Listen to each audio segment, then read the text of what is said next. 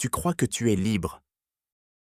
Tu crois que la société te protège, que les lois existent pour toi, que le système dans lequel tu vis a été construit dans ton intérêt.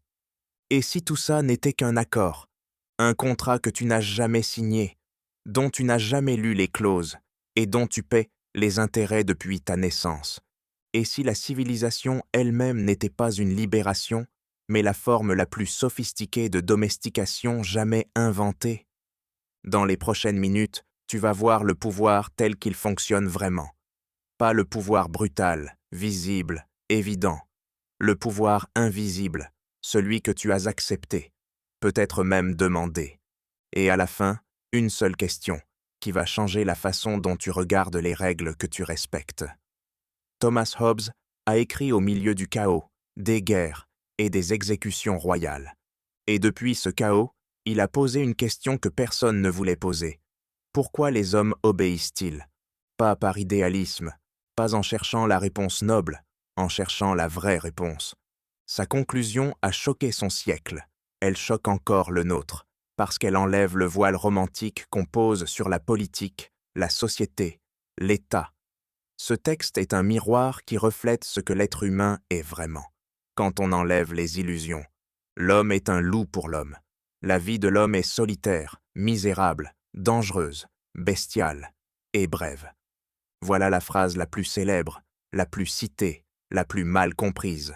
Ce n'est pas du cynisme, ce n'est pas de la haine de l'humanité. C'est un point de départ, un diagnostic brutal de ce que serait l'existence humaine sans structure, sans règles, sans autorité. Pense à la dernière fois où une pénurie a frappé. Masque en 2020, essence lors d'une crise, eau après une catastrophe.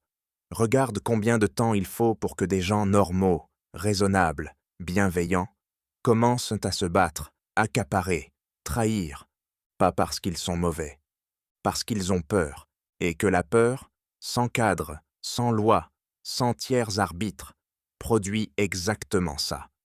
L'état de nature n'est pas un mythe lointain, c'est ce qui sommeille sous la surface de chaque société, maintenu à distance par quelque chose de fragile. La dernière fois que tu as été dans une situation de manque ou de peur, est-ce que tu t'es reconnu dans tes propres réactions? Tu n'es pas libre, tu as échangé ta liberté contre de la sécurité. Et tu as fait ce choix.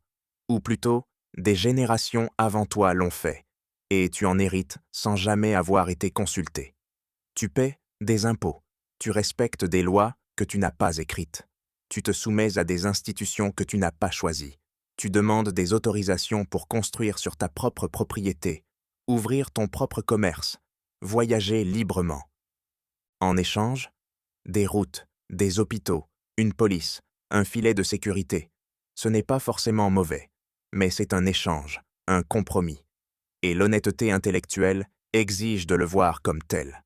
Le problème, ce n'est pas le contrat. C'est qu'on te fait croire que tu es naturellement libre dans un système qui repose précisément sur ta renonciation à cette liberté. Dans ta vie personnelle, quelle liberté as-tu échangée? Contre de la sécurité, de l'appartenance ou de la paix sociale? Toute société repose sur la peur, pas la terreur, pas la menace permanente, mais une peur de fond, diffuse, intégrée. La peur de perdre, la peur du chaos, la peur de ce qui arriverait si les règles disparaissaient, et les institutions, conscientes ou non, entretiennent cette peur, pas toujours de façon malveillante, parfois simplement parce que c'est ce qui fonctionne. Un peuple qui n'a pas peur, questionne, exige, résiste. Un peuple qui a peur, obéit, se regroupe, accepte des sacrifices de liberté qu'il n'accepterait jamais en temps normal. Regarde les moments de crise dans l'histoire. Regarde combien de pouvoirs se sont renforcés dans l'urgence. Combien de libertés ont été suspendues temporairement. Et combien de ces suspensions n'ont jamais vraiment pris fin. Ce n'est pas une théorie du complot. C'est de la mécanique politique, observable, répétable, prévisible. Quelle peur, consciente ou non, gouverne le plus tes décisions en ce moment? Pour que la société fonctionne, il faut qu'une volonté l'emporte sur toutes les autres. Pas forcément un tyran. Peut-être une loi, une institution, un consensus, un algorithme, mais quelque chose ou quelqu'un décide en dernier ressort, et tout le monde plie. Ce qui est troublant aujourd'hui, c'est que ce souverain est de moins en moins visible. Autrefois, tu savais qui commandait. Un roi, un parti, un chef.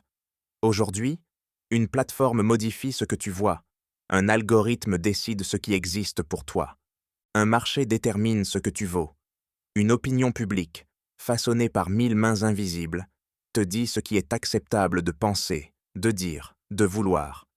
Le souverain est toujours là, mais diffus, et donc plus difficile à questionner. Qui ou quoi détient vraiment le pouvoir sur les décisions les plus importantes de ta vie quotidienne? Au milieu de ce tableau sombre, une fissure de lumière.